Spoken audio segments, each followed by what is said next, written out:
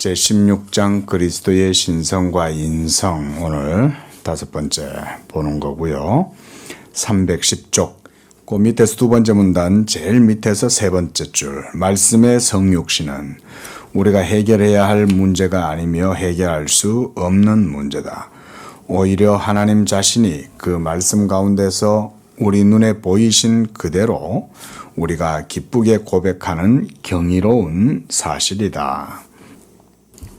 성육신이라고 하는 것 자체가 우리가 지난주에도 봤지만 신성과 인성이 한 인격 안에 연합되어져 있는 상태, 이거 이해 못하죠. 성경에서 증거하는 바 그대로 우리가 믿고 그래서 고백하는 거죠. 그래서 그대로 우리가 기쁘게 고백하는 경이로운 사실이라고 이렇게 표현을 하는 겁니다. 그래서 제가 저번에도 예를 들었는데 우리 사람의 인격성도 그렇게 따지자면 육체와 영혼, 물질적인 것과 정신적인 것, 이 두 요소가 사실은 한 인격체를 이루고 있잖아요. 물론 영혼도 피조성이기 때문에 우리가 신성이라고 할 수는 없지만 유사성이 있죠. 그렇죠? 그래서 육체와 정신이 어떻게 하나가 되느냐라고 하는 문제도 사실은 신비이죠. 그런데 하물며 하나님의 영원한 신적 본체이신 그 영광의 광채이신 그리스도 제2위 영원한 말씀 하나님, 그분의 신격이 그리스도의 그 몸과 한 인격 안에서 연합되어져 있는 그 상태, 이거 우리 이해 못하죠. 설명할 수도 없어요, 사실은. 근데 성경이 보여주는 대로 우리는 설명하고 이해하는 겁니다. 그렇죠? 자, 밑에 문단, 그러나 그렇게 이해하는 데는 교회가 니케아와 칼케돈에서 경고히 세웠던 고백이 매우 가치가 있다. 니케아 신경과 그 다음 칼케돈 신경은 그리스도의 인격의 교리를 정립하고 확립했어요. 그래서 이 그리스도의 신성과 인성의 그 중보자의 인격에 대한 연합, 이것에 대한 신조가 니케아와 칼케돈 신경입니다. 많은 사람들이 그리스도 안에 있는 두 본성의 교리를 깔봐왔고 다른 언어나 낱말로 대체하고자 하는 사람들이 있어 왔고 지금도 있다. 바빙크 시대에도 그랬다는 거잖아요. 그럼 오늘날은 어떨까요? 오늘날도 있어요. 똑같아요. 2000년 전에 예수 그리스도 당시 때, 또 초대교회 당시 때, 사도들이 사역을 하던 당시 때도 그리스도의 성육신을 부인하는 사람들이 있었습니다.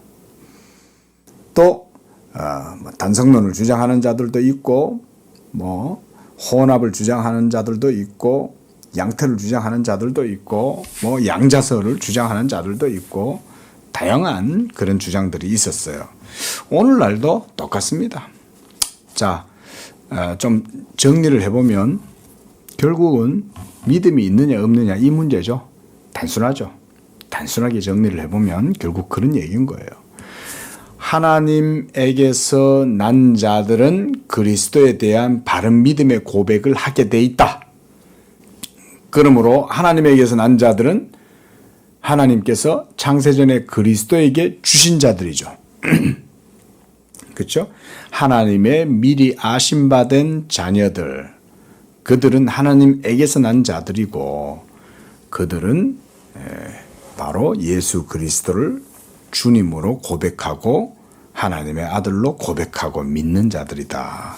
먼저 그들은 이 교리에 우리가 동의를 구하는 것이 실제 중요한 것이냐고 말한다. 중요한 것은 우리가 이런 어색한 고백을 뛰어넘어 지극히 높이 계시는 그리스도의 인격 자신을 소유했다는 사실이라고 한다. 그러나 그들은 그들이 영접한 이런 그리스도의 인격을 세세히 묘사하기 위해서 자신의 말과 언어를 바로 즉시 소개하기 마련이다. 이를 아무도 피할 수 없다. 왜냐하면 우리가 알 수 없는 것을 취할 수는 없기 때문이다. 지난주에 그 이단이 되는 과정 제가 얘기 드려주었죠. 이 바빙크 지금 약간 예를 들어서 지금 하는 말이 그런 식의 얘기인 거예요. 사람이 마음속에 어떤 신념을 가지고 있으면 그건 반드시 나타나죠. 그렇죠? 하나님에 대해서도 말을 하면 반드시 자기 속에 있는 관념을 따라서 말을 하겠죠. 말을 안 하면 기억납니까? 말을 안 하면 이단이 안 돼요. 그죠? 말을 안 하면 돼. 내가 삼신론자의 이단에 빠질 수도 있고 양태론자의 이단에 빠질 수도 있고 역동적 단일신론의 이단에 빠질 수가 있는데 근데 말을 안 해. 그러면 정체가 발각이 안 나지. 근데 사람들은 어때요? 반드시 자기가 믿는 바를 말하려고 하는 거예요. 그죠? 오늘날 이런 사람들 많이 있어요. 응? 얼마 전에 페북 누가 엉뚱한 글을 하나 써라. 그러니까 교회는 그렇게 따지자면 그런 기능도 저는 한다고 봐요. 고백하게 하는 거예요. 그러니까 구원의 확신을 목사들은 점검할 필요가 있고 교회의 장로님들도 성도들의 그 신령적 총찰을 위해서 돌보고 성도들의 영혼이 하나님의 말씀에 대한 바른 믿음이 있는가 없는가 이런 거를 옛날에는 시취한다 이렇게 말했어요. 그러니까 테스트를 해보는 거예요. 그래서 이 교리 문답을 가지고 물어보는 거예요. 자, 당신은 예수 그리스도가 예수 그리스도의 인격에 대해서 어떻게 설명을 합니까? 이렇게 이제 물어보면 옛날에는 교리적으로 문답을 다 한 거예요. 요리 문답 카테키즘이 있어가지고. 우리 교회 아직은 작아서 그렇게 못하지만 우리 교회도 정체성이 분명히 서가면서 교회가 성장하면 성도들한테 그런 요리 문답을 통해서 확인을 하는 거죠. 중요하겠죠. 그렇죠? 왜냐하면 잘못된 고백을 하고 있으면 잘못 믿는다는 얘기인 거고 잘못 믿으면 자칫 구원을 못 받을 수 있는 거죠. 그러니까 이 사람이 정말 믿음에 있는가 없는가를 확인을 교회가 해줘야 되는 거죠. 그러니까 바른 고백을 하도록 해줘야 돼요. 그 확인을 해봐야 돼요. 그러려면 목사님이나 교회 자체가 시스템 자체가 교리를 설명할 수 있는 이런 체계가 돼야 되겠죠. 그렇죠? 근데 교리에 대해서는 전혀 문외한이고 관심도 없다. 그러면 성도들이 교리에 대해서 무지해요. 네. 뭐 오래되긴 했지만 제가 부교역자 시절에 사역하는 교회 가서 교리를 가르쳤어요. 하이델베르그 요리문답도 가르치고 소요리 문답, 웨스트민스터 신앙 고백서 이런 것들을 가르치니까 어떤 한 청년은 저보고 그래요. 왜 자기가 이때까지 여기서 다녔는데 장로교회를 다녔는데 웨스트민스터 신앙 고백서라는 거는 그때 저한테 그런 거 이런 거 처음 봤어요 이러더라고요. 내가 막 강조를 하니까 이분이 오히려 좀 이상한 거예요. 이제 전혀 못 보던 건데 오늘 전도사님이 오더니 막 이거가 중요하다고 뭐 강조를 하니까 이분이 이제 약간 이제 아마 좀 의아했겠죠. 왜냐하면 자기가 거기에서 한 번도 안 들어본 내용인데 또 어떤 교회 가보니까 거기는 제가 기억하기로 이제 교구의 순장 역할을 하는 그런 구역장님이셨는데 너무 재미있다는 거예요. 이런 거 왜 안 가르쳐 주셨냐고 이런 게 있는데 너무 좋다고. 근데 정작 목사님 그 교회 담임 목사님은 저보고 남 목사님 교리 가르치면 성도들 떨어져 나갑니다. 이러면서 교리를 가르치지 마라고 그랬어요. 근데 정작 교사들하고 그 권사님들이나 평신도 지도자들이나 이런 분들은 너무 좋은 거예요, 이게.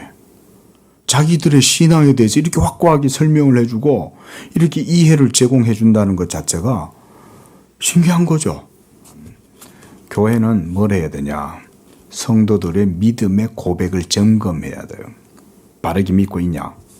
그것도 한번 세례받고 문답하고 끝나는 게 아니라 시간 지나면서 성경 공부를 하면서 계속 확인을 해야 돼요. 예? 확인하고 바르게 고백하고 있는지도 다시금 점검해보고 그런 걸 확인해 줘야 돼요. 그러니까 박태섭 같은 사람들이 왜 나왔겠냐고요. 문선명이 같은 사람들이 왜 나오겠냐고요. 예? 그러니까 애시당초 처음부터 다 이렇게 해서 붙들어가지고 막 무슨 미친 당나귀처럼 날뛰고 자기 혼자 성령 받아가지고 자기 혼자 계시 체험하고 자기 혼자 신의 음성을 들었다 그러고 막 그러고 미친 날 당나귀들처럼 날뛸 때 교회에서 어허 박장로 잘못됐어 이러면서 뭘 하면 되겠어요? 다시 교리 공부해봐 이렇게 하면 되죠, 그죠? 예?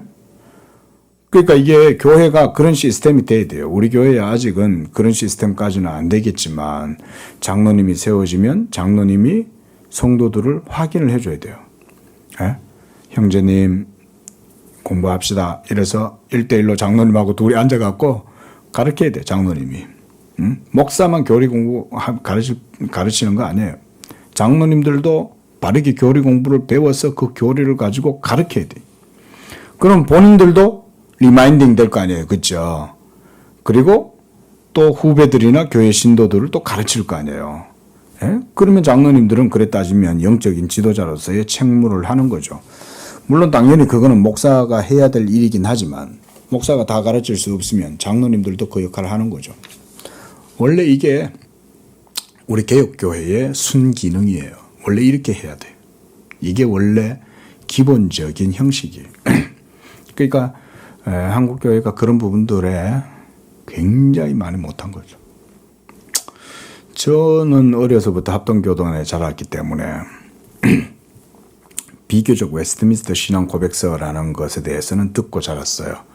그렇게 따지자면 어릴 적에 모교의 목사님이 나름대로 성도들한테 말씀을 가르쳤기 때문에 어린 저도 웨스트민스터 신앙 고백서 대소요의 문답에 대해서는 들었던 거예요.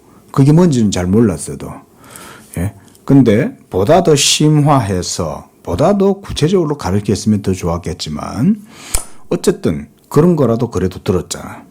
듣고 자랐단 말이에요. 듣고 자라고 그러다 보니까 전혀 낯설지는 않았죠. 자, 바른 고백 중요합니다. 그러니까 예수님에 대해서도 우리가 바른 고백하는 거 중요해요. 우리가 지난주에 신성과 인성 이런 얘기를 하면서 이런 교리들을 우리가 이렇게 그 교리와 신조를 그래서 우리가 고백하는 거예요. 우리는 이렇게 믿는다. 니케아 신경과 갈케돈 신경에서 그리스도의 신성과 인성, 중보자의 인격 안에 이 두 본성이 연합되어져 있는 이걸 고백한다는 거죠. 그래서 고도 311쪽 첫째 문단에 보면 그렇게 해놨죠. 우리가 그리스도를 소유하고 그와 교통하며 동시에 우리는 그의 소유인 이상 그 신앙을 입으로 고백해야 한다. 그런 거예요. 고백, 콤페시오. 나는 믿습니다. 그래도 나는 믿는다. 이걸 고백하는 거잖아요. 그리고 표현과 묘사에서 그 안식을 찾아야 한다는 것이다. 예, 여기서 이렇게 번역이 되어 있는데 표현과 묘사에서 안식을 찾아야 한다. 대충 어떤 말인지는 알 것 같아요. 그러니까 신성과 인성 이 둘은 혼합이 아니고 분리도 아니고 그렇죠? 변질도 아니지만 서로 불상리 불상잡 그러나 떨어진 것도 아니고 혼합도 안 되고 변질도 안 돼. 이런 게 말하자면 묘사죠. 표현이죠. 이걸 구체적으로 이렇게 표현하고 고백하는 거죠. 이게 중요하겠죠. 그렇죠? 우리가 믿는 예수님이 바로 그런 분이잖아요. 사실. 그런데 역사는 두 인성의 교리를 공격하는 자들의 표현들이 가치와 힘의 면에서 훨씬 더 빈약하였으며 어떤 경우에는 성경이 우리에게 가르쳐주는 대로의 성육신의 사실을 잘못 이해해서 이단 행위를 하였음을 가르쳐왔다. 예를 들어 현대에도, 현대 이러면 이제 바빙크가 살던 시대죠. 지금부터 100년 전인 거죠. 그러니까 두 인성 교리를 비합리적인 것의 첨단으로 생각하여 그 마음 속에 전혀 다른 그리스도의 인격에 대한 표상을 그리고 있는 자들이 많다. 당시에 많다. 누가? 바르트가, 불트만이, 하르나기, 칼 바르트가, 몰트만이 다 그러고 있다 이 말인 거죠.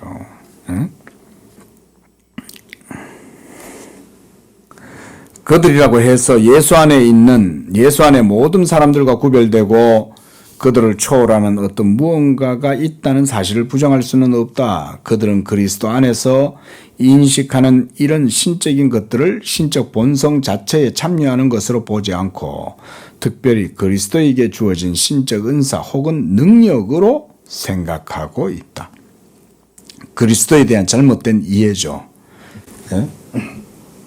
자, 우리 지난주에 봤지만, 자, 신성과 인성이 한 인격, 그리스도의 인격이죠. 이 그리스도의 인격 안에서 연합되어져 있죠.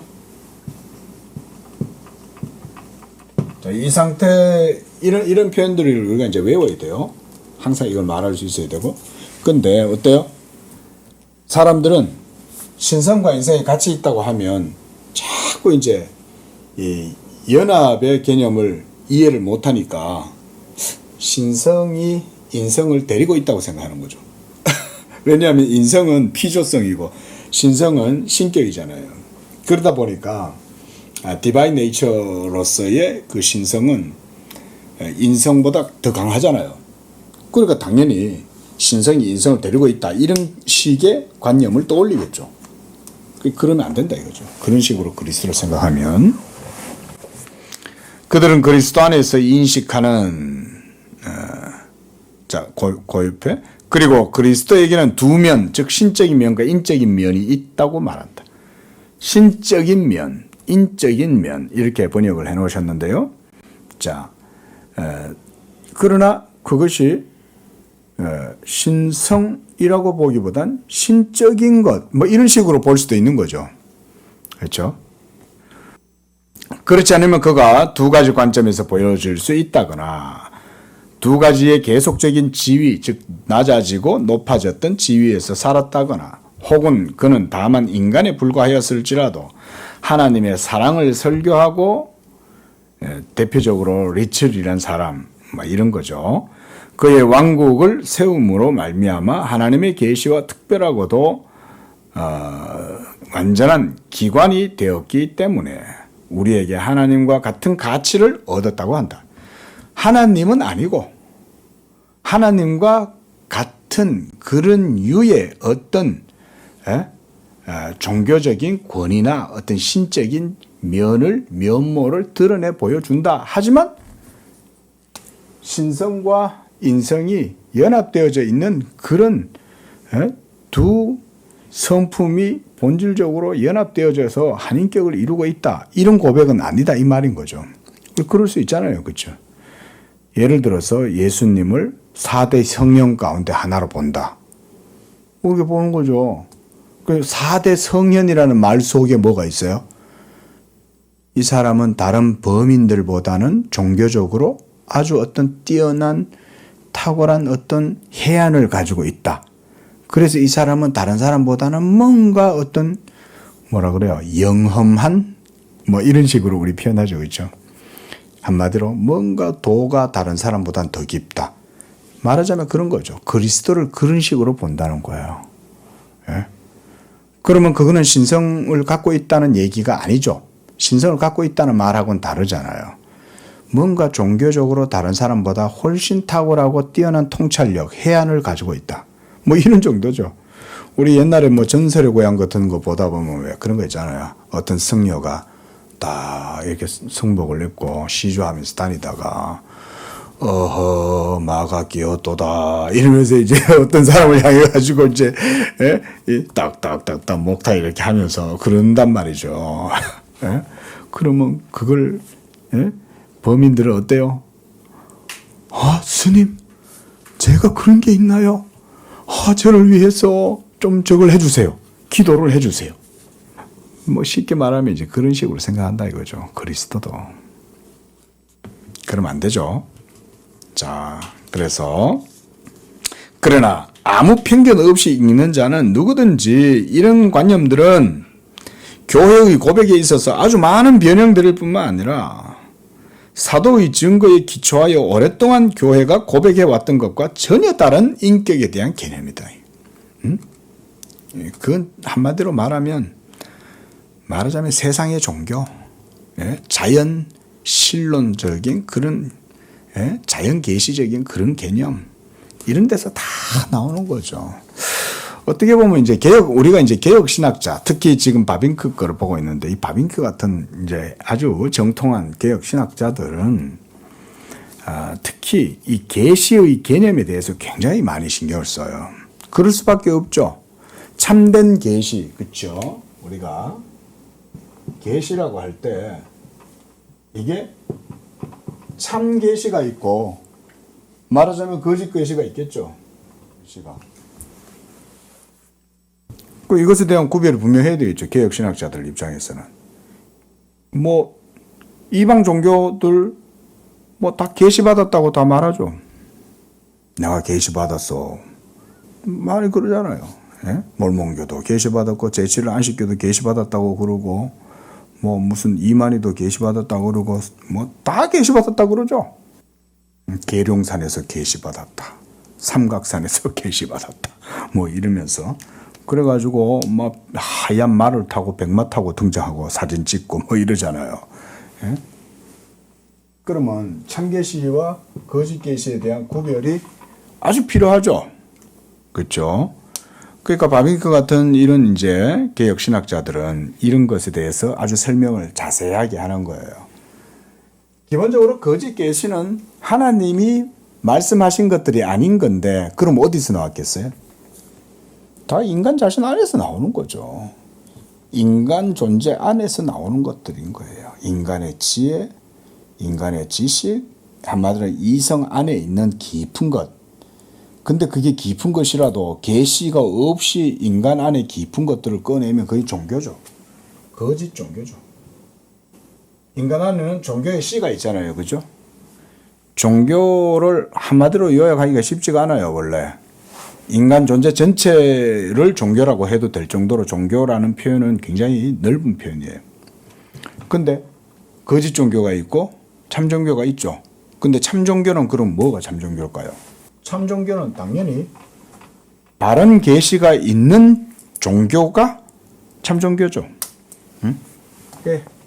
하나님의 말씀이 있고 하나님께서 자기의 말씀을 드러내 보여주시고 계시해 주시고 그렇죠? 말씀을 나타내시고 이런 것 속에서 참 종교가 이루어지는 거잖아요. 그러니까 그리스도의 인격에 대한 고백도 하나님의 계시가 없이는 우리가 하나님에 대해서 바르게 알 수가 없는 겁니다. 다른 내용들은 뭐 앞서서 했기 때문에 제가 반복을 안 해요. 계시의 기능 앞에서 다 얘기를 해서 자, 더구나 신적 은사들과 능력들은 어떤 의미에서 각 사람에게 보내신 것이다. 왜냐하면 모든 좋은 은택들이나 완전한 재능들은 빛의 아버지로부터 내려왔기 때문이다. 특별한 은사들, 예를 들어 선지자들의 분기시였던 은사들까지도 그 사람을 인간 위에 초월시키지 못한다. 선지자들과 사도들은 우리와 성전이 같은 인간들이었다. 그러나 그리스도가 받은 은사들이 특별 은사나 능력에 불과하다면 그는 인간 존재에 불과하고 그 안에서 말씀이 육신이 되었다는 언급이 있을 수가 없다. 그럼에도 불구하고 그들은 그가 죽음 이후 부활과 승천을 통해서 하나님으로 승격되었거나 우리에게서 하나님의 의미를 얻었다고 하는데 그것은 불가능하다. 왜냐하면 하나님과 인간의 차이란 정신적인 차원이 아니라 깊은 단절이기 때문이다. 그렇죠? 무슨 말이냐면 신성과 인성, 하나님의 존재와 인간의 존재, 이 둘 사이에 연결점이 있을까요? 연결점이 없죠. 생각해 보세요. 자, 컴퓨터를 우리가 만들었어요. 컴퓨터와 그걸 만든 사람 사이에 연결점이 있습니까? 존재론적으로? 존재론적으로 아무런 연결점이 없죠. 좀 더 쉬운 말로 하면 컴퓨터가 없다고 해서 내가 없어지거나 영향을 받지 않죠. 그러니까 연결점이 없다는 얘기인 거예요. 내가 없으면 컴퓨터는 없어요. 근데 컴퓨터가 없으면 내가 없어지나요? 아니죠. 그 말인즉 인간과 컴퓨터 사이에는 존재론적으로는 아무런 연결점이 없어요. 그렇죠? 그저 필요하니까 만들었을 뿐인 거지 필요 없으면 만들지도 않았어. 또 필요가 있어서 만들었다 할지라도 어쩌다가 부셔져가 사라져 버렸어. 그런다고 해서 내가 아무런 영향을 받는 건 없어요.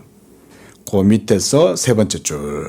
하나님과 인간의 차이란 정신적인 차원이 아니라 깊은 단절이기 때문이다. 그 관계는 피조물과 창조자의 관계이고 피조물은 본질적으로 창조자가 될 수 없다. 말하자면 우리 컴퓨터를 만든 인간을 창조자라고 한다면 만들어진 컴퓨터는 피조물이죠.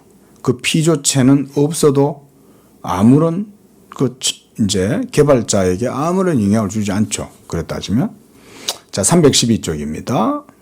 그래서 어떤 현대 사람들은 이런 모든 새로운 그리스도의 인격에 관한 표상들을 교회와 성경의 가르침과 비교한 후 그 최종적인 분석에 있어서 교회의 교리란 성경의 교리를 가장 정당화하고 있다는 가장 정직한 고백에 이르고 있음은 놀라운 일이 아니다. 예, 지금까지 했던 얘기를 종합해서 얘기한 거예요. 예? 교회의 교리란 성경의 교리를 가장 정당화하고 있다고 하는 가장 정직한 고백 이거예요. 그래서 그리스도의 한 인격 안에서 하나님과 인간이었다고 하는 교리는 이방 철학의 산물이 아니라 여기에 있는 게 아니죠. 그렇죠? 여기에서 나온 게 아니라 어디서 나온 거예요? 예? 하나님의 말씀. 바로 사도들이 전한 복음. 거기에 기초하고 있다.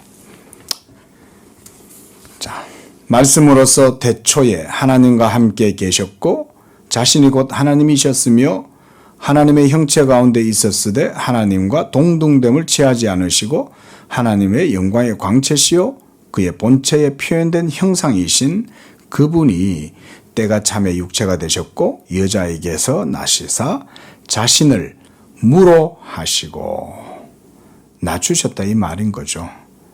한마디로 무로 됐다는 얘기는 뭐예요? 신성은 감추셨다 이 말인 거예요. 응? 신성과 인성이 연합되어 있다고 해서 인성을 우리가 본다고 하지만 그 인성과 함께 그리스도의 인격에는 신성이 반드시 항상 같이 계시죠. 그죠? 근데 그리스도께서는 이 신성을 어떨 땐 드러내시기도 하시죠. 그죠?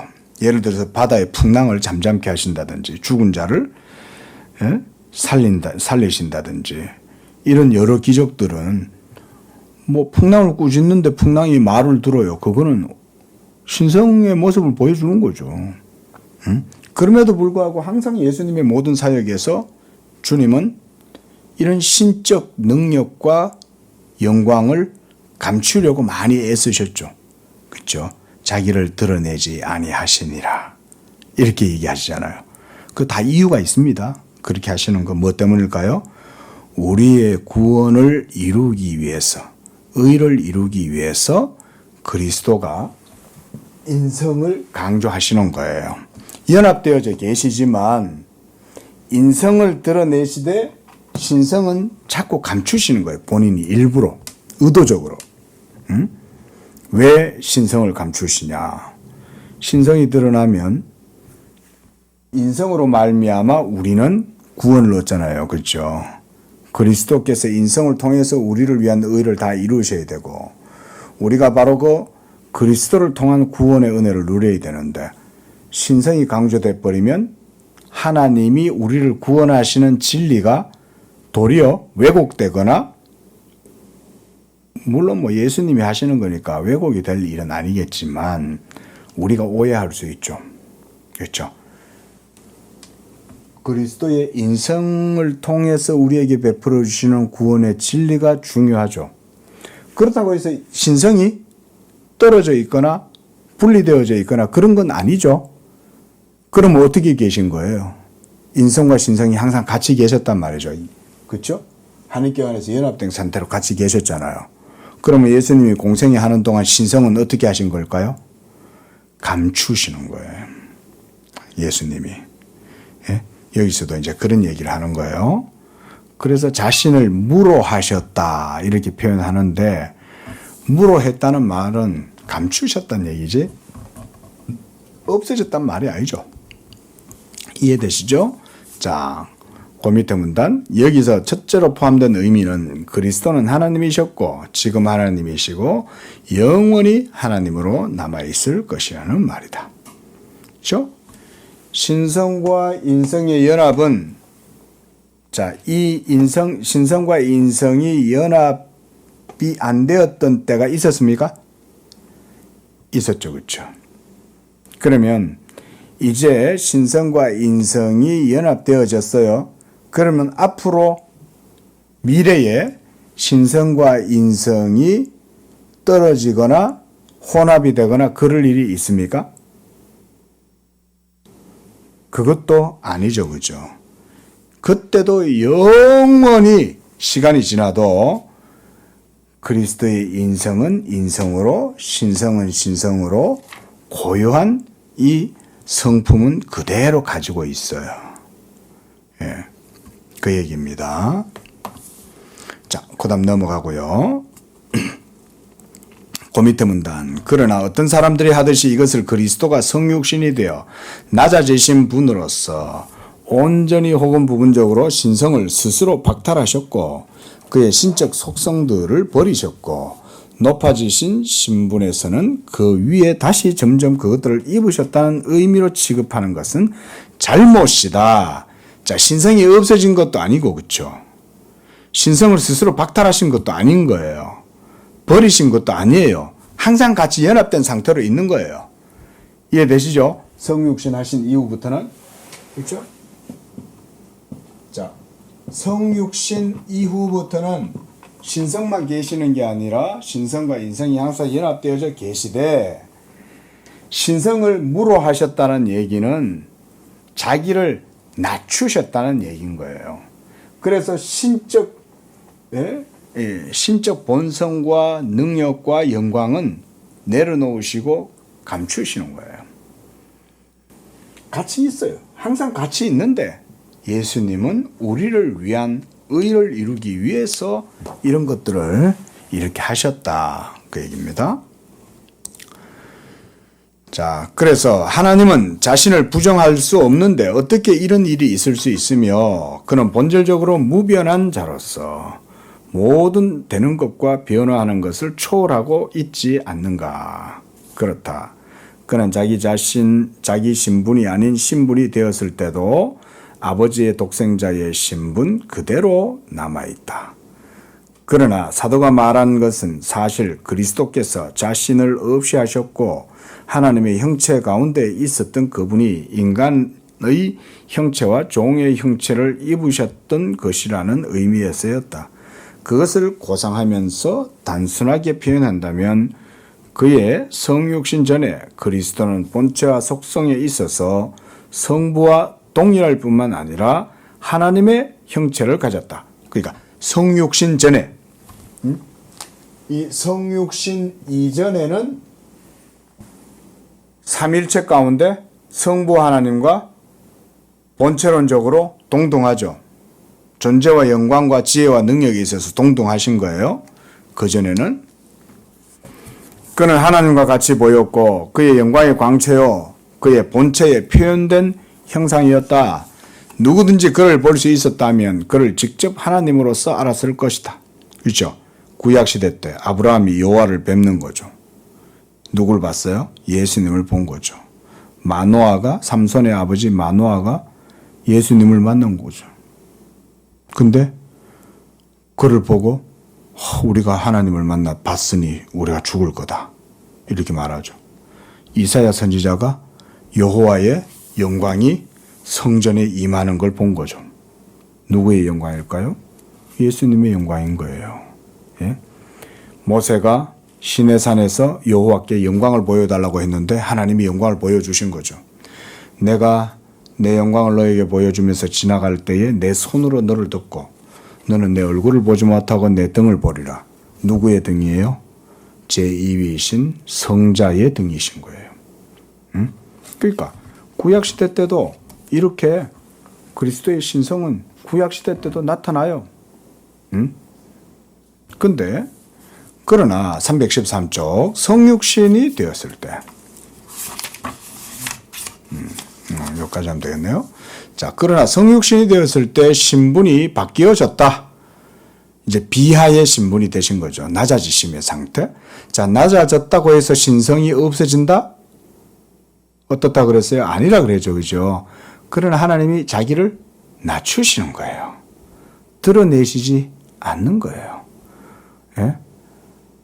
이걸 우리가 그 신학적 의미를 잘 생각을 해야 됩니다. 예수님이 왜 삼가 아무에게도 네가 본 것을 말하지 말라, 왜 그렇게 하셨을까요? 우리를 위해서 그렇게 하시는 거예요. 응? 그리스도의 신성을 드러내시지 않는 게 하나님 아버지의 뜻이기 때문에 그런 거예요. 이게 뭔 의미인가 좀 더 깊이 한번 생각해 보세요. 아까도 제가 설명을 드렸어요. 신성이 확 드러나면 어떻게 돼요? 사람들은 그리스도를 우상화하겠죠. 그러면 이 측면은 중요하게 여기지 않겠죠?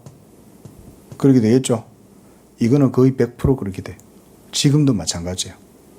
지금도 남상수 목사가 하나님이 남상수 목사를 통해서 죽은 자를 못 살릴 것 같으세요?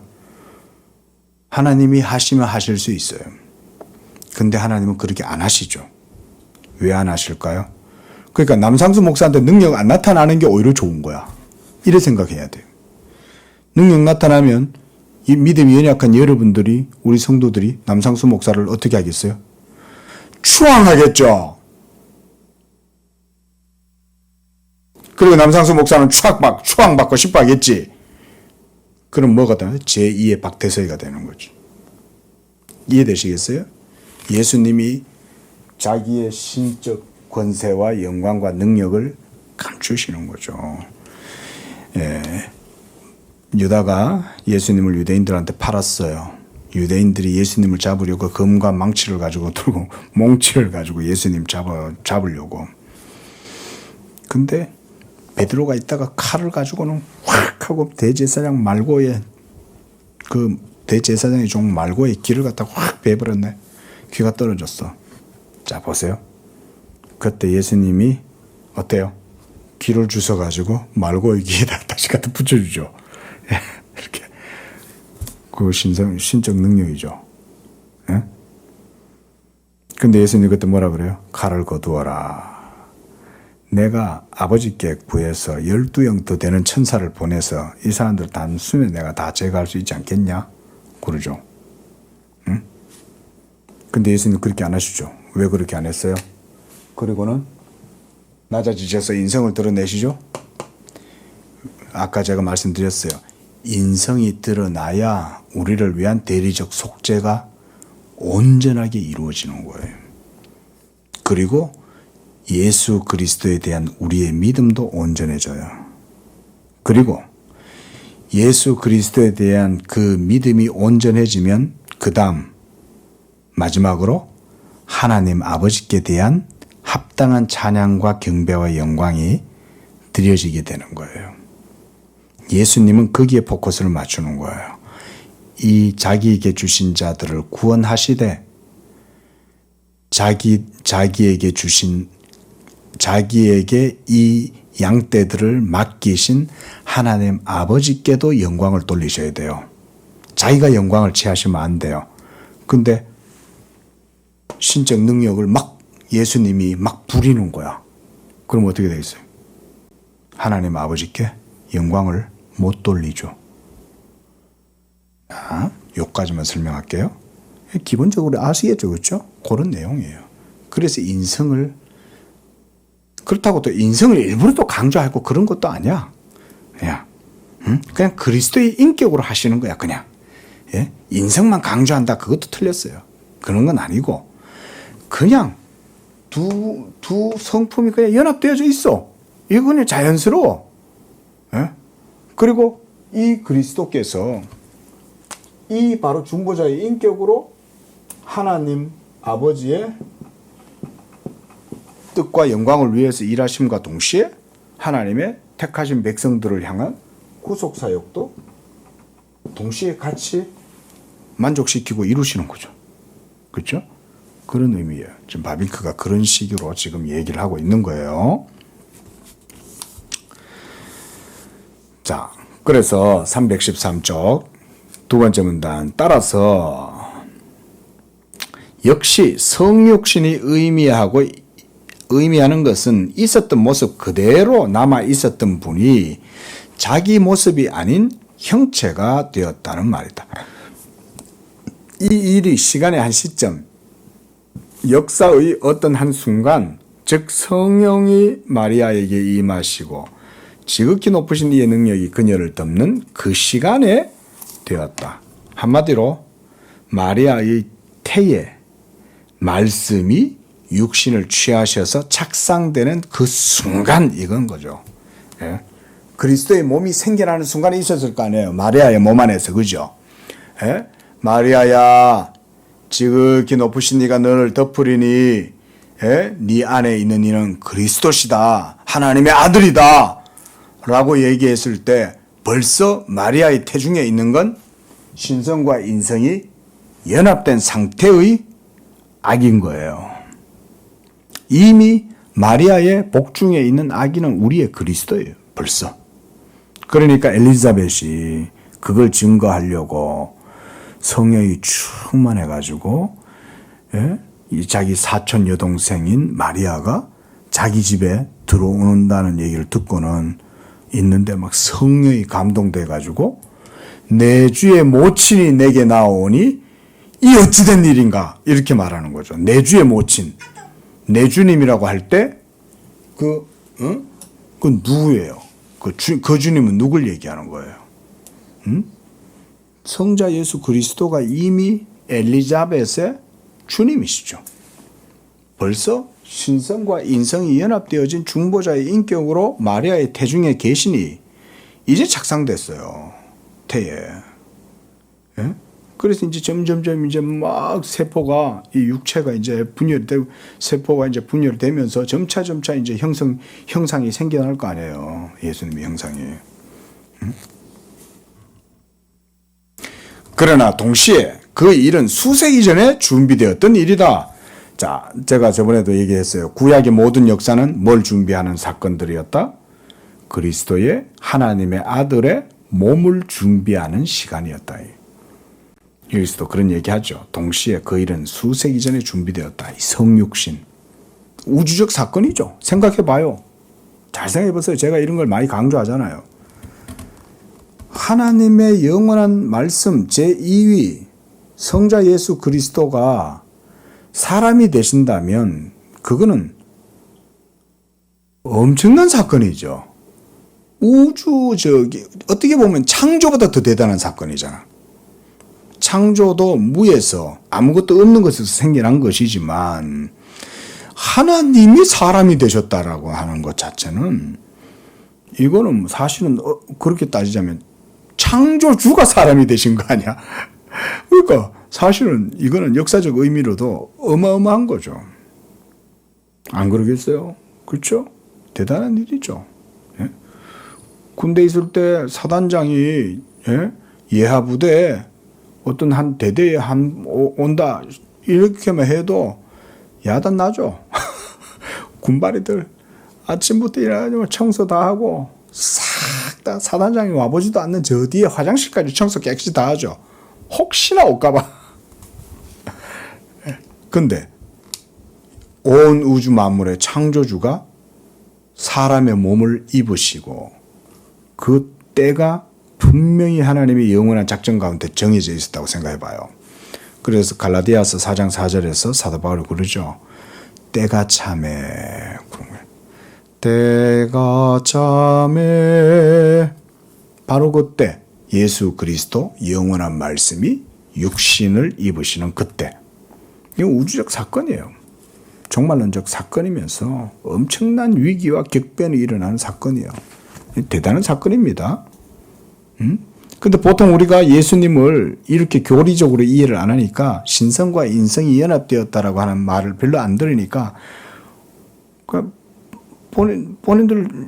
본인들 식으로 그냥 이해를 해버리고 끝나버리죠. 뭐 신성이 어떻게 사람이 됐겠어. 그냥 어떤 신적인 어떤 지혜나 열정이 있고 종교적인 뭔가 아주 특출함이 있었기 때문에 그런 거지. 이런 식으로 생각하는 거죠. 그건 별로 의미가 없죠. 예? 아니 뭐 시타르타 같은 사람이 거기 그 사람 한 사람밖에 없겠어요? 그래 따지면 예? 분명히 또 어딘가 또 독특한 특출한 사람이 있을 거 아니에요. 예? 근데 예수님을 그런 식으로 생각하면 별로 대단할 거 없죠. 근데 사실은 그게 아니죠. 삼위일체 가운데 제2위격이신 말씀 하나님, 그 본체의 형상이시요 나타나신 하나님이 사람이 되셨다는 사건, 우주적 사건이죠. 우주적 사건. 그것을 우리가 바르게 이해하려고 할 것 같으면 성자의 계보와 세상 창조는 말씀이 육체가 되심의 준비였다 이렇게 말하는 거죠. 예. 그렇다고 계보와 창조가 성육신 안에 원리적으로 포함된다는 말은 아니다. 구약의 모든 계보, 왜 계보를 그렇게 많이 얘기할까요? 그죠? 셈의 계보가 있고, 그쵸? 또 저 역대기에 가면 또 계보가 나오고, 마태복음에 가면 또 계보가 나오고, 누가복음에 또 계보가 나오고, 누군 누굴 낳고, 누군 누굴 낳고, 쭉 계속 낳고 이러니까, 예? 그게 전부 다 뭘 얘기하는 거예요? 그런 계보가 그리스도의 성육신의 단계를 보여주는 거죠. 그래서 중요한 거예요. 이 두 가지 사실이 가리키는 것은 그 밑에 줄요. 왜냐하면 성경이 아들의 성육신을 항상 죄로부터 구속과 구원의 성취와 관련시키고 있기 때문이다. 그러나 계보와 창조, 특히 하나님의 형상을 따른 인간의 창조 두 가지 사실이 가리키는 것은 절대적 의미에서의 신적인 본체 안에서와 상대적 의미에서의 그 밖으로 하나님이 교통하실 수 있다는 사실이다. 그렇지 못한 경우에는 하나님의 성육신의 가능성이 없을 것이다. 하나님의 성육신을 불가능하다고 생각하는 자마다 원리적으로 세계의 창조와 성자의 계보를 부정한다. 창조와 계보를 헤아리는 자는 누구든지 원리적으로 하나님의 성육신을 반대할 수 없다. 그 밑에도 있습니다.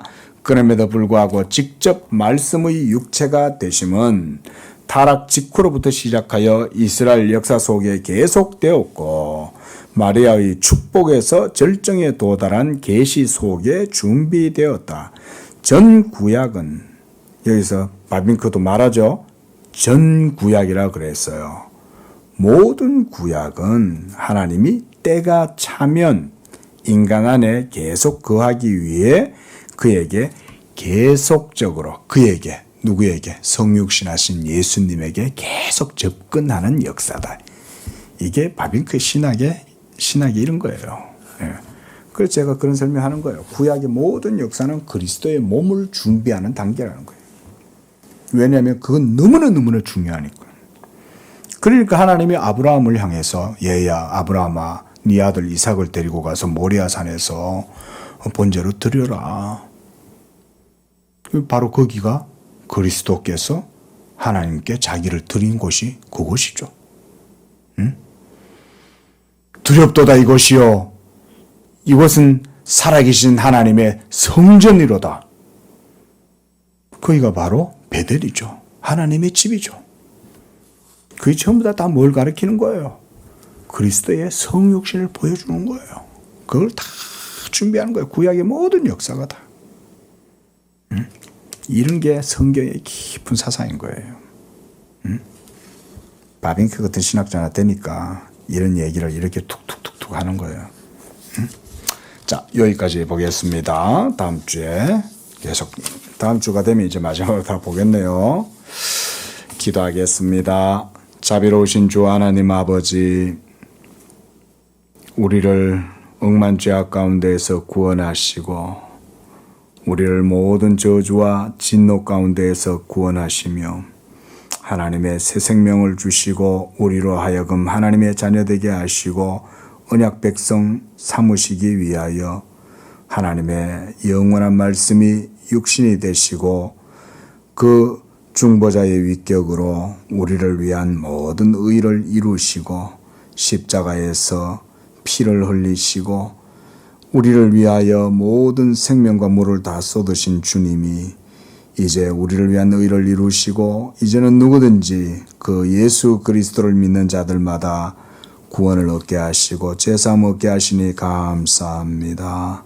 우리가 우리의 구주이신 예수 그리스도의 신성과 인성에 대한 이 위격의 연합의 교리를 우리가 깊이 바르게 알고 고백하게 하시고 그 가운데 우리의 구원이 더욱더 튼튼하게 세워지고 예수 그리스도 그 참된 신성과 인성에 대한 고백 가운데 우리의 믿음이 흔들리지 아니하는 반석 위에 든든하게 세워지는 믿음 되도록 축복하여 주시옵소서. 예수님의 이름으로 기도합니다. 아멘.